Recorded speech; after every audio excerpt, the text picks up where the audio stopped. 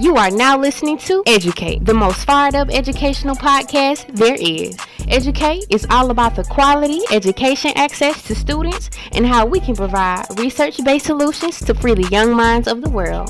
On this podcast, we will be exploring different educational experiences, education's greatest of debates, and more. The hottest educational podcast out. EdYOUcate is brought to you from the Albany State University's very own Center for Educational Opportunity. Enjoy. We have a special guest here with us today, Cheng. If you can just introduce yourself to the listeners and let them know more background information about who you are and what you do. Yeah, hi. Thanks for inviting me to be part of this, Jamila. So my name is Cheng. I'm a professor at the Department of Education Reform at the University of Arkansas. And as you mentioned about today's topic about character and virtue, I spend most of my time researching that and thinking about that and how schools and families play a role in forming character and virtue. All right, great. So can I just ask you, what is character and virtue? Yeah, I guess we'll start from the basics here. You know, one of the ways I like to think about character and virtue is what it's not. And so I think a lot of times when we talk about schools, we like to think about developing skills in students. And those skills are always for something else. So for instance, we always talk about giving students or teaching them math and reading skills, right? And those math and reading skills are so that students can eventually graduate or go to college, get a job, and have these skills for other things. Character and virtue is related to skills, but there's a key difference, I think, which is character and virtue, we develop them not for the sake of something else. You know, they don't serve an instrumental purpose, like reading and math skills have some instrumental purpose for getting a job later. Character and virtue are things that you are, and you do them for their own sake. In fact, we want to have character and virtue because we're simply meant to be good, and having character and having virtue is all about being good, being what we were supposed to be. Okay, great. So how is character and virtue formed? Yeah, you know, that's something that people have been thinking of for millennia. And, you know, there's one way is unlike, I think, well, actually, you know, I think it's similar to forming skills. So if you think about reading and math, a lot of the things that we kind of cover mostly in schools, you learn a lot of that through repetition. You know, you learn your times tables through some repetition. You learn reading by practicing reading. And character and virtue are learned and formed that way too. They're cultivated that way. So actually Aristotle, in one of his texts, the Nicomachean Ethics, he talks about how do we play the lyre, you know, the old stringed instrument that they had back then. And he said, you know, the way you become a good or bad lyre player is simply by playing the lyre. Or he actually talks about becoming a soldier. How do we form good soldiers? And the way we do that is by putting them in places, in situations where they get to learn courage or learn cowardice, right? And so character and virtue are really learned by simply practicing them. And so, for instance, we can think about civic character, for instance. I know we're talking a lot about civics these days with just how polarized things are and just kind of the political angst we feel. You know, how do we become people with civic virtue, of good civic character? You know, part of that is simply being put in situations where we have to practice being humble about what we think we know, where we have to practice about being deferential to the needs of others. You know, it's about showing respect and listening to other people's views and accommodating them. And so, you know, virtue and character are really formed through practice. And not only that, you know, to really figure out what is good, you know, we just have to really submit ourselves to thinking about, you know, what is it that we mean by good? What is a good, flourishing community look like? What's a good and flourishing person look like? And, you know, we have to really think about what we're aiming our lives to be. And certainly, you know, I think a lot of philosophy, but you don't even have to go philosophy. You can just think even through literature and music and poetry and, people have asked these questions about what it means to be good. What's a good human look like for many years? And, it's about cultivating these kinds of dispositions in us to know and recognize what's good and then practice being good. Wow. Well, thank you for that. I did want to ask, how does one know what good is? Like, the word good is subjective, and everybody's good is different. Someone can say that they're a good person because they do the right thing, or they might stand up for someone, or even, you can classify a child as being good for doing their schoolwork. But how does one know if they are performing good correctly or operating in what you would say good correctly? Good question. And we do live in a time where part of, the reason we have a lot of political disagreement is because we have disagreement over what is good.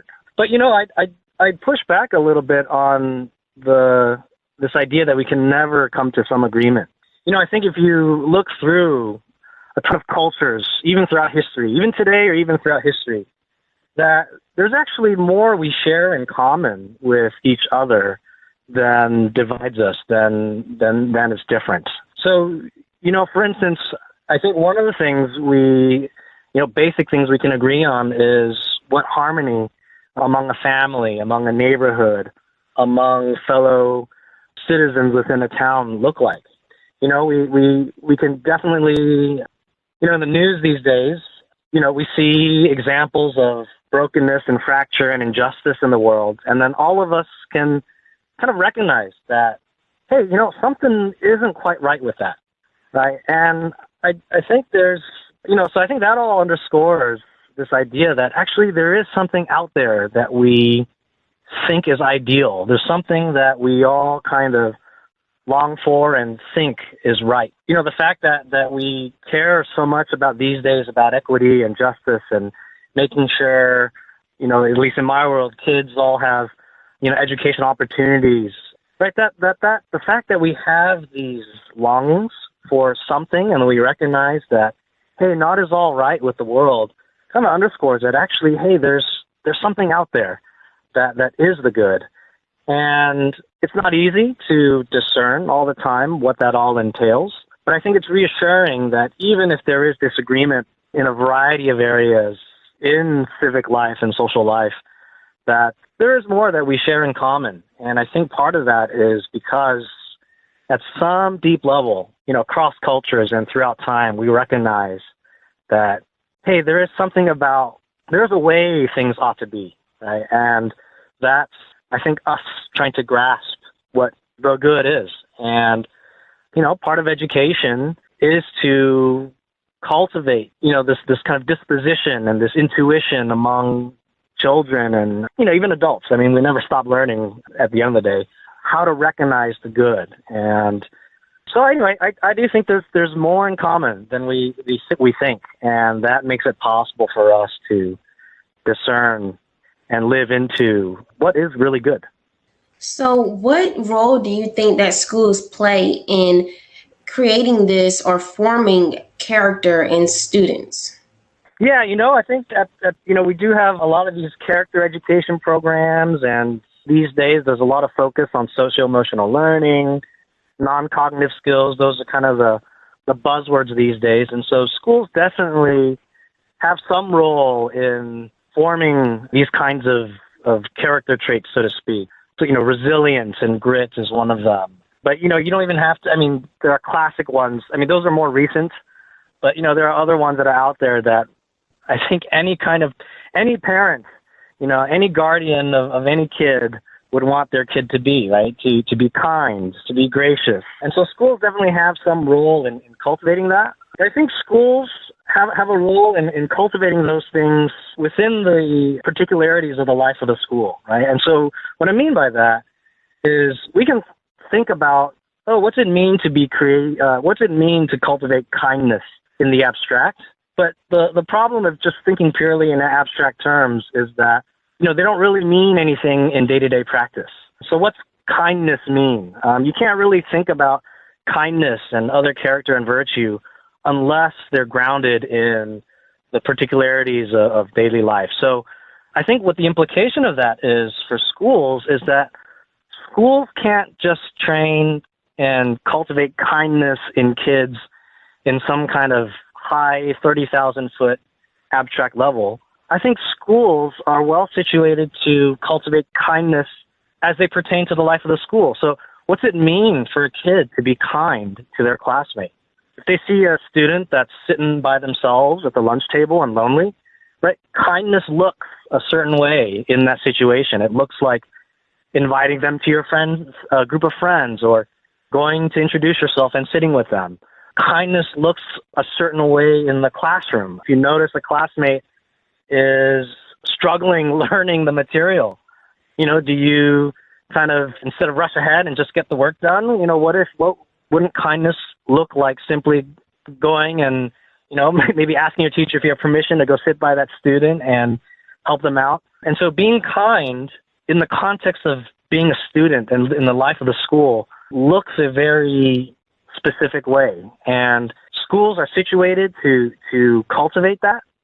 And by learning kindness within the context of the school, I think kids then learn kindness in general. They'll be able to take that virtue. They become a kind character, and they can leave the campus of the school and be kind in their neighborhoods, in their families, in their cities. And so, schools are always, there's always these opportunities of exercising and cultivating character within the life of the school. And I think schools should take advantage of those kinds of learning opportunities, so that when the kids ultimately leave the classrooms, they can be the kind of people to demonstrate and embody those kinds of virtues in other places. I know we mentioned how character and virtue has to be practiced, or is usually practiced, but do you think that children can learn character and virtue naturally, with the exception of teachers and parents telling their child that they have to not be selfish, or, don't say it's mine, but always share with others? Do you think that on the flip side, there are ways where we naturally obtain these characteristics from birth? Yeah, no, I think there's some truth to that. I don't know that I'd call it completely natural, because I think that, my own view on this is that kids can go either direction. If you were to leave a kid alone, it's unclear whether they would start bending towards good or bending towards evil. We've seen both happen. So, in the same way, I mentioned Aristotle earlier about a kid learning to play the lyre, right, that stringed instrument. They can be good, they can become good at it, and make great music, or they can be really bad at it and just, make cacophony and noise. And so I guess my point is that our destiny is never left alone. It's not, fatalistic, right? It's not deterministic, whereas as if our destiny was already predetermined, and if we just didn't do anything, everyone would turn out good. I do think that, but I think the fact of the matter is that none of us are born into a vacuum. We're always born into a community and born into a relationship with other people. And so kids always see good and bad. And so there's always this bent towards one way or the other. And so I think the kind of positive way to phrase this is that, hey, we do have serious responsibility to cultivate virtue, because it is possible that kids make the wrong decisions. We all do, even as adults, that we will make the wrong decisions. Yeah. And so we do have this important responsibility to always kind of be nudging and pushing people to what's good. And I think that's what, at the end of the day, friendship, it really is, right? It's about pushing others to things that are noble, that are good and valuable and worthwhile to pursue. So, yeah, I think that really we just have to look at it. This just, as I say this, I'm kind of caught at how important and serious this task that we all have to raise up the next generation, really. Yes, that's a really great point. And especially when I'm thinking about how you said that kids are born into a community and relationships, it just makes me wonder, what role families actually play in character formation. Yeah, yeah. As parents, and I understand that, there are, unfortunate kids who might be born into situations where they don't have, both parents around. But parents at the end of the day or other family are kind of the first teachers for the students, for kids. And so they do play a big role in modeling, being a role model for what's good, pointing out and instructing kids in like, hey, maybe you shouldn't do that. Maybe you should share your toys, if the kid has siblings, right? And so, at the end of the day, I think families play a big role here because, we tend to think that schools are the only place where learning happens for kids. And it's true that kids spend 5 days out of the week for 7-8 hours, 9 months out of the year in school. But, if you tally all that up, that's not all the time they're alive. And the fact of the matter is they spend a ton of time in their homes, a ton of time with other friends, a ton of time in other people's homes, with other families. And so I think it's important to recognize that schools aren't the only institution out there that's responsible for teaching and learning and education and formation. That really at the end of the day, families have this responsibility. And there is research out there suggesting that, having a stable and flourishing families plays a big role in positive student outcomes in school and outside of school in the long run. And so, look, in the same way that schools can provide opportunities for students to practice character and virtue, and schools have this opportunity and teachers have an opportunity to model what good character and virtue looks like, families have that role too. And families, in a lot of ways, can come alongside schools to collaborate on this task of raising students. And so, I know a lot of this podcast is that a lot of listeners here are parents as well. And so I do encourage parents to, do their part. I know it's difficult sometimes to establish a relationship with schools and teachers that, there are times when schools might not be as responsive as we like them to be. And I know schools are trying as well, but just encourage parents to stick with it, and to foster those relationships with your child's principals and teachers, other parents, and come together, because really at the end of the day, educating and forming good people, making sure our children become good people, that's a task that everyone has some responsibility in, that it really does take a village, as the old adage goes.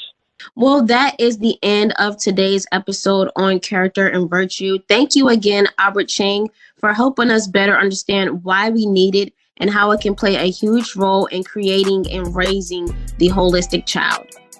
You have just completed the most recent episode of the EdYOUcate podcast. Thank you for listening to the most fired up educational podcast out. Tune in every first Wednesday of each month at 5 p.m. during the 2021 through 2022 academic year.